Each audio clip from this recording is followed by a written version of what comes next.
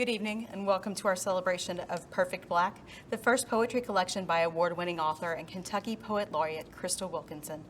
I'm Brooke Raby with the University Press of Kentucky. We had hoped to be doing this in person with friends and family and fellow literature lovers, but for the safety of all, we're happy to be able to share this program with you virtually tonight. We're also happy to be filming from the Carnegie Center, where Crystal has deep ties. This evening, we're pleased to share a reading from Crystal, as well as an introduction by writer Rebecca Gayle Howell, and a discussion with poet and scholar Dr. Shauna Morgan and the author. At 7 o'clock this evening, the Carnegie Center will host a safely distanced book signing with Crystal Wilkinson on the front lawn. Books will be available for purchase at the event, so bring your checks and credit cards, no cash please. You can also bring your own books for the signing. Masks are required for this event. Now, without further ado, it's my pleasure to welcome to your screens Rebecca Gayle Howell. All her living life, Crystal Wilkinson has been saying these words: Black Lives Matter.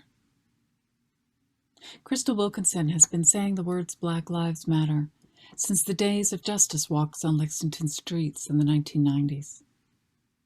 Since the first days of AVOL, our early fight against the AIDS epidemic, since the Kentucky Theater first reopened its doors. Crystal Wilkinson has been saying the words Black Lives Matter since the days when she directed communications for this city's government, and since the days when she was writer-in-residence at the Carnegie Center, collaborating with Jan Eisenhower and Pam Sexton to shape the Carnegie Center and the Women Writers Conference into the landmark institutions they are today. Since the days when she was driving back and forth from Indiana, trying to be a professor in one state and raise her girls in another. And since the days when she and I taught together at Morehead State, calling each other from Highway 64 to share our department work and also our heart's worth. Since the days when she was a girl who was loved right by her farming grandparents up on Indian Creek, who was loved right by her artist mother, Lexington bound. Black Lives Matter. This was the song she loosed in those early salons with Nikki Finney and Frank X. Walker, the ones Frank named, and now the rest of the world calls the Appalachian poets.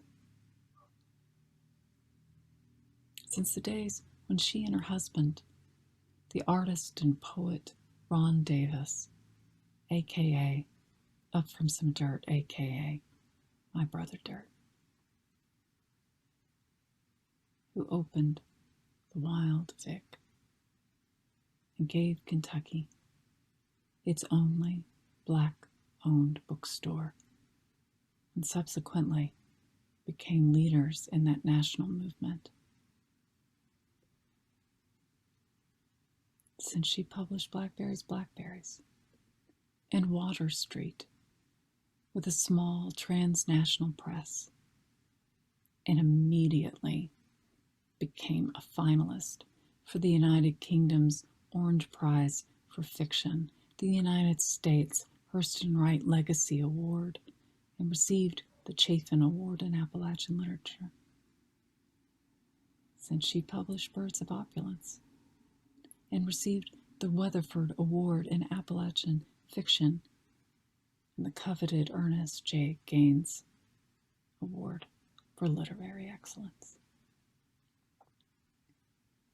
Since the day she got the call and was told she was a 2020 United States Artist Fellow. Since the first day, the first words leapt from Crystal Wilkinson's mouth, she has worked to say, my life matters. And so she has said, Black women's lives matter.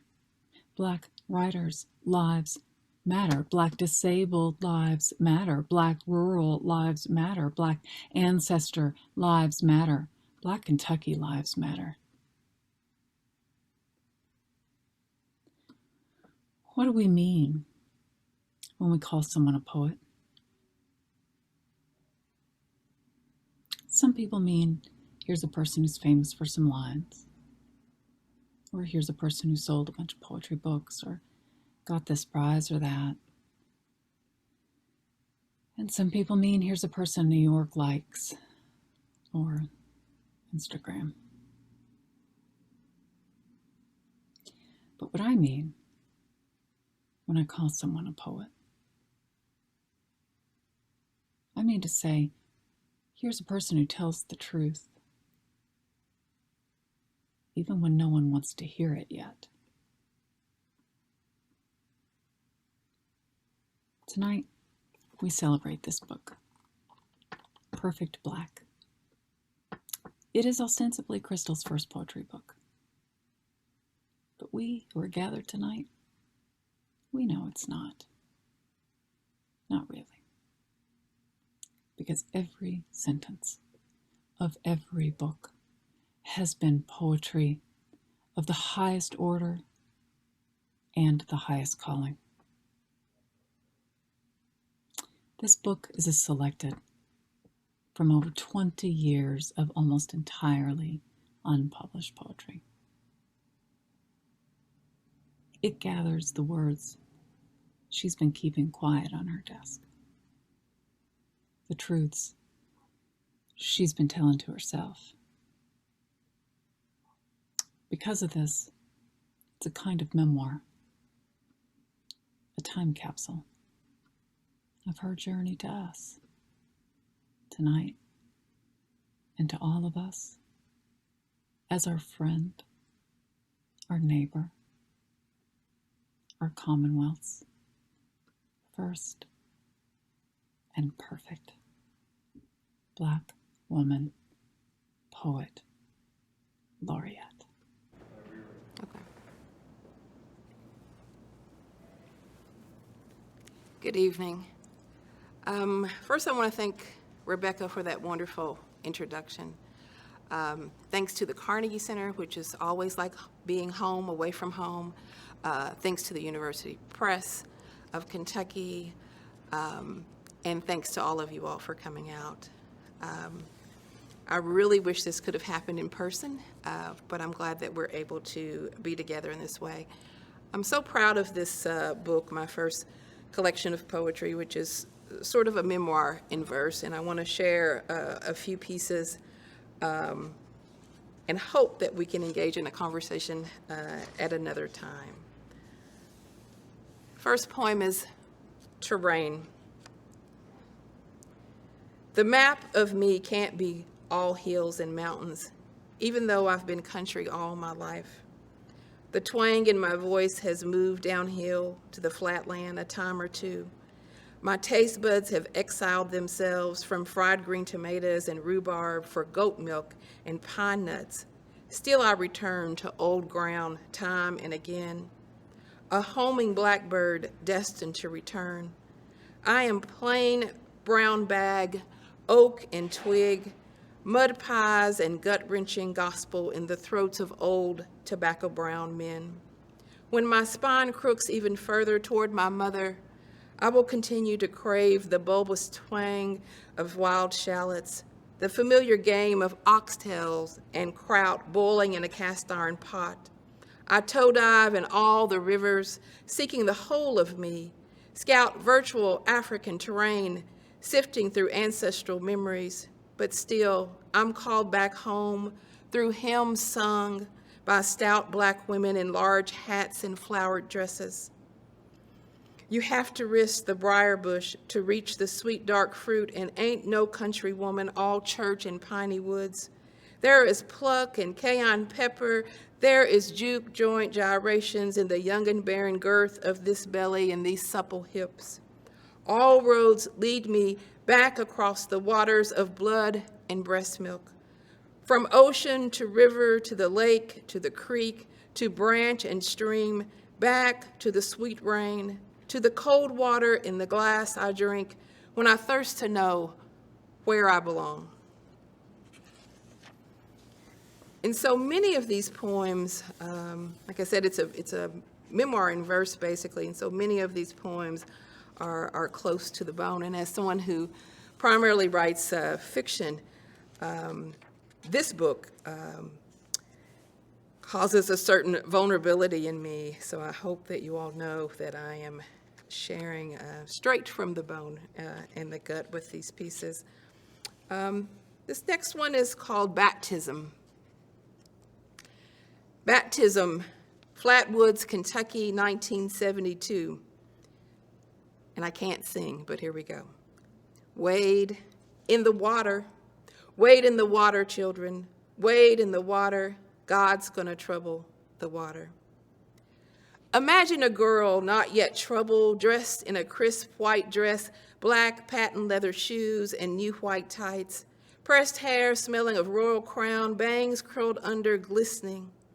He was the preacher, the Reverend William H. Mills, Jr., long good hair, slicked back, pearl-handled cane, pocket watch chain dangling from a double-breasted suit. We stand in water up to our knees. The congregation reads scripture, eyes peeking up between hymnals and Sunday hats. The Bible is handed to the deacon. I baptize you in the name of the Son, the Father, and the Holy Ghost. See me submerged in cold creek water that seeps into my nostrils, tastes like danger in my mouth. I fight the hand of the preacher, come up gasping and crying. Bless her heart, she's feeling the Spirit. Sister Usher says, under a heavenly hat, everybody claps and commences to sing of being washed in the blood of the Lamb. But I didn't feel devotion, felt wicked with my secrets. Wasn't even sure what the Holy Ghost was. See me with my legs closed, my skirt tail down. See me cover my knees. See me bless my food, and comfort was found in baptismal rewards. A bottle of orange knee-high, a sanctified fried chicken leg, corn pudding, and German chocolate cake. Let the church say amen. My belly full, the most sacred part.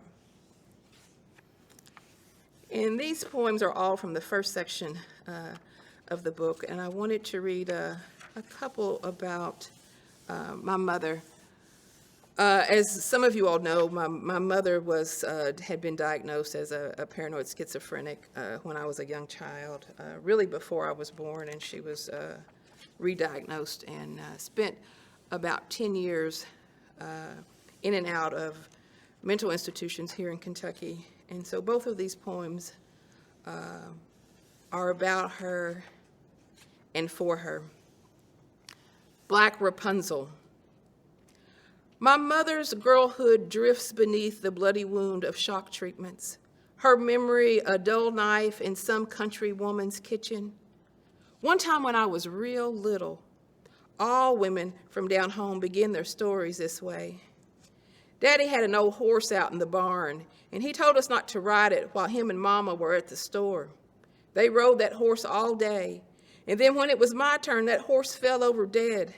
They all blamed me, and I was the one who got the beating. My grandfather told me once that Mama was the prettiest one on the place, said she had great long hair, as if schizophrenia had erased her beauty. I was 7, a daughter already plagued by the shame of her mother's sickness. In the calyx of my imagination, Mama became our black Rapunzel, letting down her hair, some black and shiny miracle, sent to save us all. And I think a lot of country people can relate to this image. One of the things that I recall, I don't know if fondly is the word, but I certainly recall coming home from school every day, and there was always something dead in the kitchen in a country home, right? So I would come home and there'd be a hog's head, or there'd be lamb intestines, or there'd be a a whole head of a cow. So this is about one of those times when there was a hog head in a tub in the middle of the kitchen when I got home from school. Asking about my mother. In the small kitchen, the hog's head weaves the gamey scent of death throughout the house. My grandmother scrapes black hair from the hog's pink head with the sharp blade of her butcher knife. I ask her about my mother. I always ask her about my mother. I play paper dolls under a Formica table with pearls around my neck and pink lipstick from my mother's treasures chest. My grandmother places the head into the tub, and I watch her hands, wait for her to tell me where my mother's gone. My grandmother fills the tub with water. I hate that she always reminds me of all she's done for love. Remember, remember, hair, face, knife. She lifts the heavy tub and situates the hog upon the stove, covering all the burners, and turns on all the eyes. So the first part of this book is primarily about girlhood, about Black girlhood in Appalachia, specifically in Indian Creek, where I grew up. The second part is more of a coming of age, a sort of collection of political poems in this second part. So I'll read a few of those. This one is called My Father Was a City. My father was a place marked with drawn lines. Black people over here, white people over there. Small shotgun houses behind fences, mamas on porches with the bright haze of television pouring into the night. Someone always left for dead in his alley. When I looked at my father, I thought of that brother on 3rd Street, the sharp crack of his skull, the 2x4 swinging, the last quivers of his life. Sometimes my father was wasteful, but sometimes my father was a celebration, a child's smiling face, gold tooth twinkling, enough kindness to give us respite on nights like this.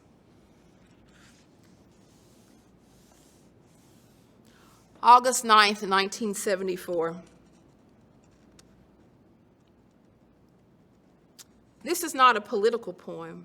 I'm just remembering how I was eating cheese eggs and toast when Richard Nixon resigned, how cousins gathered around the TV cross-legged on the floor, how I wasn't studying no president, how I wasn't studying my cousin's friend Mark, tall Mark with the afro as big as the globe back home on Miss Rigney's desk. This is not a political poem because I was 12 and wearing lip gloss and hot pants, flowers in my hair, so many miles from my grandmother's reach that summer. This is not a political poem, but today I'm thinking about how we got here. I'm thinking about the woman I've become. This is not a political poem, but today I am thinking about guns and rape culture and men who can't think beyond the power of their pricks. This is not a political poem, but I am thinking about the swagger and the walk of a 15-year-old boy in Ohio and wondering what kind of man he became. I wonder if he had any children. I wonder if they are alive.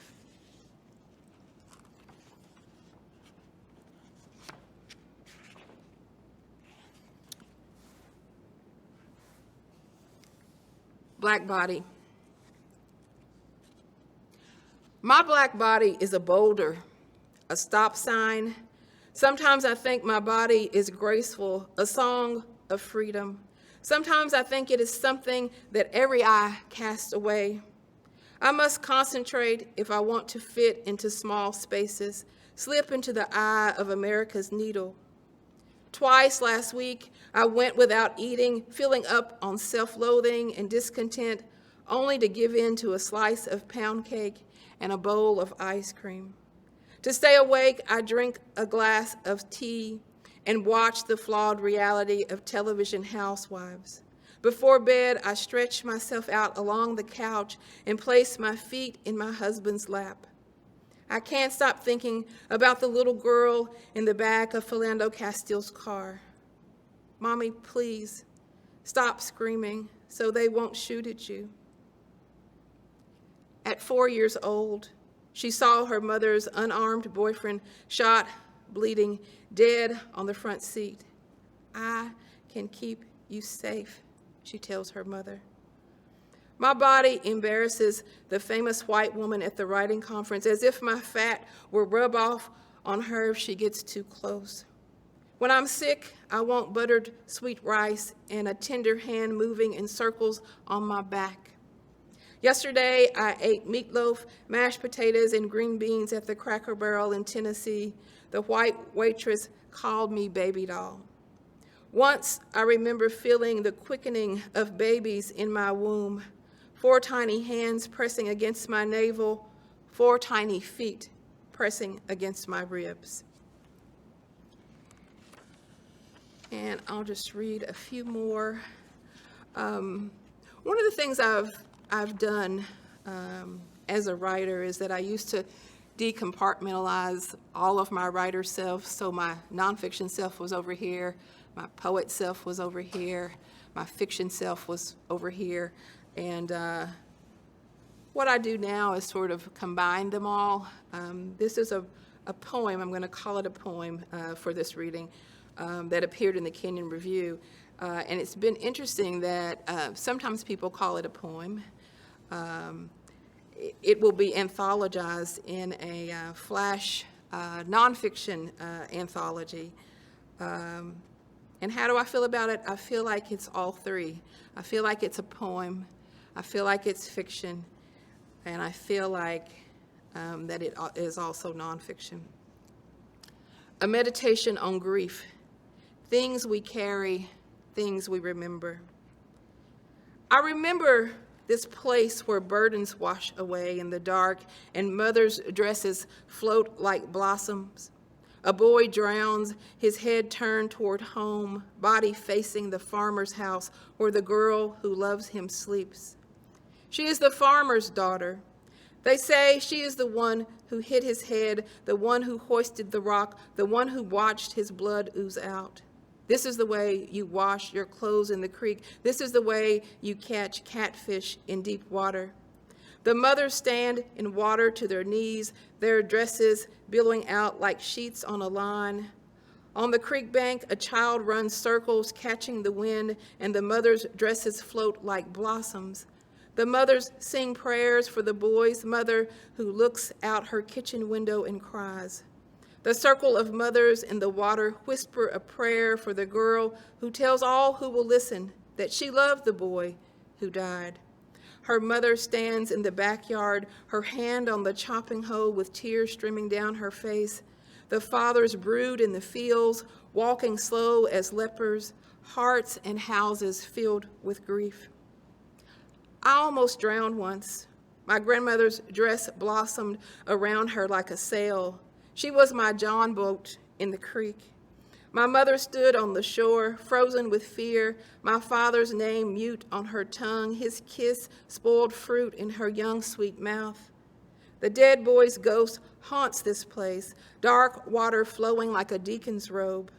On nights spoiled with teenage trouble, I went to the creek and waited for the boy, hoping he would listen. Do you dream of the farmer's daughter? I asked. Are you sorry for what you've done? He didn't answer. They say he raped the girl, but I wasn't afraid of him. By then, I had been raped too and was becoming a dangerous woman. I waited for him and held court with the moon. I'm here, I said. Let's get this done. In this place where burdens washed away, I stood, my dress flowering, floating. I was drowning too. My face turned toward home, my black body facing my father's house, where my mother cried for me. They say the boy was handsome, but I never saw him in the flesh. At night, the creek did scare me, its rush like a boy's whispered threat in a girl's ear. But here, The mothers are always standing with water to their knees, their dresses billowing out like sheets on a line, praying because there was always something roaring in those trees, teeth gnashing, fathers killing boys for the sake of their daughters, eyes always watching, eyes always glistening in the dark. And I think I'll close with just two more poems. With so much darkness, I have to read a love poem. I'll read a love poem for Ron, whose brilliance as a visual artist is on just about every page of this book. I hope that you all will enjoy his artwork that's in the book as much as you enjoy the written parts as well. So this is called Witness for Ron. I'm convinced that if you could have seen my grandmother standing in the doorway waiting for him to come home from the fields, if you'd smelled that spectacular evening thick with sweat and felt the pulsing of the stars, if you'd borne witness to the animals' moans echoing in the holler that night, if you just could have seen the hair rise up on Granddaddy's arm like that, like offerings to God, when his elbow touched hers, if you could have seen her longing dissipate just a little as he came through the door smelling like a day's work, you should have seen them close enough to breathe the same air while not even touching. He smiled at her without smiling. If you could have seen them watching me watch them, then you'd know how much I love you. If you could have heard her say, "You want some supper? We got pie." And then I want to close with a poem about my grandfather. So there's a suite of poems in the book called the Water Witch Poems. And I still hope that one day there will be an entire book of these water witch poems. And so my grandfather was a water witch. He was a dowser. Many of you all will know exactly what that means. And so one of the things that was very admirable about my grandfather is that although he only had a third grade education and he could not read, he was an excellent mathematician. And so me and my grandfather stayed in trouble with my grandmother because he would do my homework for me, and I would call out the problem, read the problem out loud to him, and he would give me the answer. I'd write those answers down and go to school and be in trouble because I had no idea how we got the answer, but the answer was always right. So this is called The Water Witch on Reading. And I thank you all so much for being with me in celebrating this book. Oh, I cipher pretty good, and can't no white man cheat me on my crops or on my change at the feed store. I'm known around here in these parts for being able to remove a wart with a bean.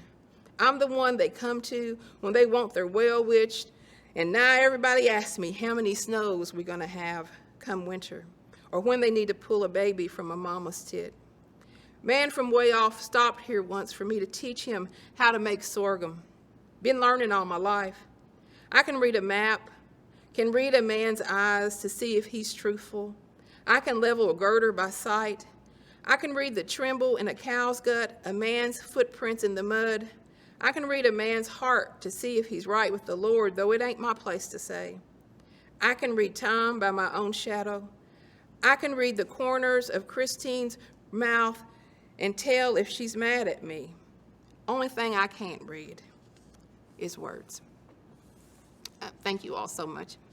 Crystal, thank you for that wonderful, wonderful reading. I'm so glad to be here with you celebrating Perfect Black, and we are just thrilled. And thank you to the Carnegie Center. I'm glad we get to sit down and chat, although we sit down and chat often. Yeah, we do.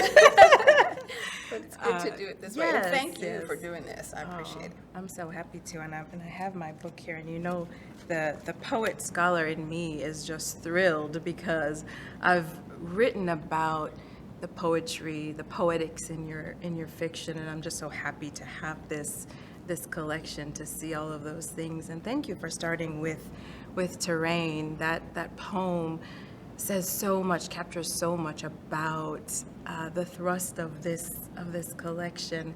And I'm so interested in that thirst that closes the poem. And I'm wondering, how is this thirst to know changed at all over the years, or even with the writing, the pulling together of this collection? Yeah, I mean, I think the thirst is sort of ongoing, you know, this idea of being an outsider even when you're inside. You know, because I grew up with my grandparents, and where I grew up was primarily all white. So there was sort of an outsider sense to that. The fact that I was a grandchild being raised by grandparents sort of put me on the outside. And so I think that I spent a lot of years trying to, which I talk about all through the book, trying to find myself and to be sort of secure in myself. And I think now I'm secure in being a country woman, and secure in belonging to that particular place. Wonderful, wonderful. One of the things that was so striking about, especially in the early part of the book, and reading those stories and hearing about particularly this experience of being a Black girl in a space where dangers and violence, you know, is all around, and particularly when you talk about the violence of white boys and men against Black women in the country, you know, this thing that Nikki Finney calls an ancient violence. It's so striking, and I'm just wondering what, it certainly resonates, right? Particularly in the contemporary moment, we know this legacy. And I'm wondering what you're hoping that this collection and your work sort of as a whole might do in speaking to that. Well, I think just putting it out there is one thing, right? So having it as a part of this book, the way that it was and sort of continues to be a part of my life, because, you know, that sort of aggressive young white man that I experienced growing up is the flip side of that is how I experienced systemic racism as a grown person in academia, in the business world, in the corporate world, or wherever, and not just myself, as other people experience it. So I think it's important to examine that and sort of examine sort of the legacy of that, where it starts in a child and how it manifests later on in an adult. And I hope, if nothing else, I don't expect my book to exact any immediate change, but I hope what it does is shines a light on it and encourages conversations about it. One of the things that I'm extremely excited about is that Carla Hilliard and Jessica Scafia, who are teachers in West Virginia, have put together a whole unit around the book with several lesson plans, and I'm really excited about that, because I know that their communities teaching in the high schools that they teach in are primarily white, but for them to have a unit around this book and to set up ways in which to talk about some of the themes that are in the work, and the way that they're encouraging other teachers to do that as well, I think that will have an impacting change. Yes, absolutely. And it's interesting too, because even as the book does that and provides us the opportunity, it doesn't center the oppression or the white oppressor, right? I was so moved by that. The poem titles even, there's this wonderful subtlety where the beautiful Black subject is the center of the poems, in most of the poems. And, I thought that the possibility there, the way that this work is imaginative and pushes us forward to think of a new life or way of being or possibilities, especially for Black women, is a really wonderful thing. And that poem, Beyond the White Canvas, right, is sort of doing the same thing with these unseen stories and sort of making a space to assert Black women. Can you tell us a little bit? The book is for mothers and for your mother, and I'm wondering, for Black women who pick up this book, what is your desire for them? Well, I think hope and pride, if that's the word I'm looking for, the ability to stand tall and straight and proud in your own truth and in your past and in your existence, I think is important. Like one of the threads, as far as like images, I realized that I use this image of things sort of glittering in the dark, or eyes glittering, or other things sort of flashing in the dark. And I think that sometimes I see that's where the hope is. Like even if it's just a little flash, it's there. You just have to find ways to sort of get to it and bring it out. So I hope it makes spine straighter. I use that so much, it's almost like one of my cliches, but anything that can make you sort of stand more in your own truth and own it. I hope that people like us who have rural backgrounds see themselves and feel good about reading this book, and I hope that those that don't can see us by reading it. Yes, that's one of the things I love so much is, I'm from Jamaica, backwoods, but in Jamaica we say baka bush, like behind the bush, right? But there's so much in this collection that feels like home to me, that is so familiar, and I love the book for that. And one of the other things that, there's this joy even in the midst of the pain that's rendered on the page as well, and I love that there's dance throughout. And a sensuality, this beautiful juxtaposition, with you have this pain and this violence against our bodies, but then there's prints and dance and joy, and even a sort of deep sensuality, like in the poem Dirge, for example. And I wonder if maybe you could say something about moving through that. Well, I think that moving through it, both sort of metaphorically and physically, I think that country people, Appalachian people, Black people have always found ways to move through pain.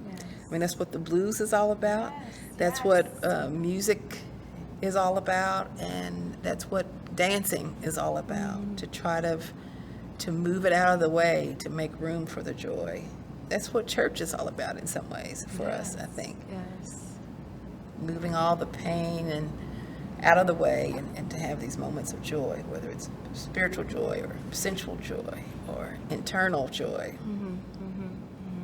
And I love that, when I think about the dedication of this book, again, I go back to that for the mothers. There is this really holistic and beautiful representation of mothering and motherhood and womanhood, and all aspects of that, not just the pain and the longing and the love, but the deep sensuality and the intimacies of all kinds. I appreciate that so much, and I go back to this poem, The Visit. Again and again I've gone back to it, and that, I clung to you, and that growing heavy in your arms like a gift. In a way, when I hold this book, I feel, that heaviness, and the gift of that. And I wonder if you can say something about that growing heavy like a gift. How it, from then, right, in girlhood, and even now, as women in our contemporary relationships, whether they be familial or otherwise. Yeah, that line, as soon as you say that line, I of course think immediately about the sort of factual part of that, and about my mother, and sort of my mother's love that I felt like was too thick. I can look back now and say, oh, she loved me so with everything. Love you good. Yeah, she loved me so good. And the idea of, when something grows heavy, like a thick love can seem like a burden. But there's also a blessing and a joy in that. And I'm not sure how that works its way through metaphorically. I hadn't thought about that a lot. But I don't know. That's a question that sort of stumps me a little bit about how to answer it. I think part of it is seeking love. Like if you don't have, like now I have mother loss, right? I have since she's passed, but the ways that I've replaced that gift with my sister friends and being in community and intimacy with my sister friends on the porch or wherever we can find them in these COVID times, but in the garden, over tea, and making time for those moments. I feel that reaching for love and claiming it in so many places in the book, and the poem from which the title comes is one of my favorites, Black and Fat and Perfect. And just there's intimacy in there, there's the sensuality, there's love between partners, there's a sort of love in the mirror of self too. And even the illustration that goes with that poem is so rich, and I the shape of it, everything. And so I feel that love and see it there. How did you, I'm wondering, when you were thinking about even the collection as a whole, did it immediately occur to you, that it would come from that poem? Is it, It didn't immediately occur, but when it occurred, it felt right. Like when I finally came upon it, because I had a long list of titles using just about every poem in here as a title, and I'm like, no, that doesn't work overall. This one doesn't work. And then when I came upon it, I was like, oh, this is perfect. Yes. This is the perfect. This is the perfect title, because so much of this book is about.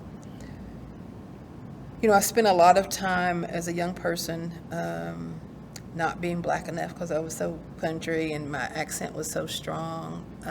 I've spent a lot of my formative years being the fat Black girl, which is certainly not what our society thinks of as perfect. And so when I came upon that title, it works on so many levels of what is perfect, what is Black. The perfect body, the perfect attitude, the perfect place. We talked about this with Kiese last night about this idea of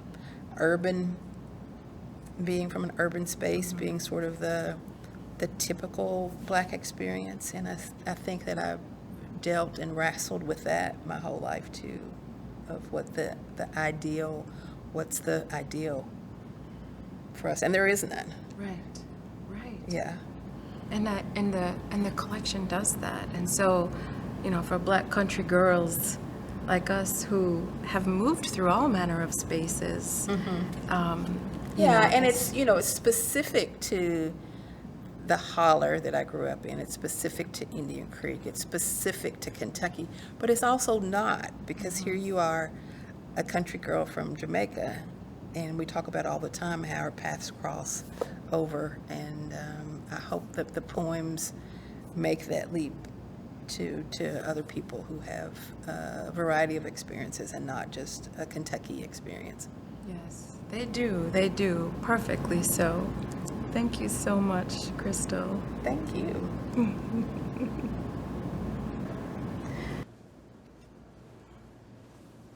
Thank you both so much for sharing with us. And Crystal, congratulations on the publication of this book. One more fantastic achievement in a year of history-making success. I'm Jessica Moeller with the Carnegie Center with a quick reminder to join us at 7 p.m. on Carnegie's front lawn for a safe signing with Crystal. Books will be available by the University Press of Kentucky, and remember that masks are required. I'd also like to take this opportunity to introduce my colleague, Carnegie Center's Kentucky Black Writers Collaborative Coordinator, Claudia Love Meyer. Hi, I'm Claudia Love Meyer, and I'm pleased to announce that Perfect Black is the September selection for Carnegie's Black and Lit Book Club. All are invited to join us for the club on September 14th, and the first 25 people to register will receive a free signed copy of Crystal's book. Registration for our fall season, including the Black and Lit Book Club, will open on September 9th at carnegiecenterlex.org. Thanks again to all for joining us. Thanks to our guests, and again, thanks and warmest congratulations to our Poet Laureate, Crystal Wilkinson. Have a wonderful evening.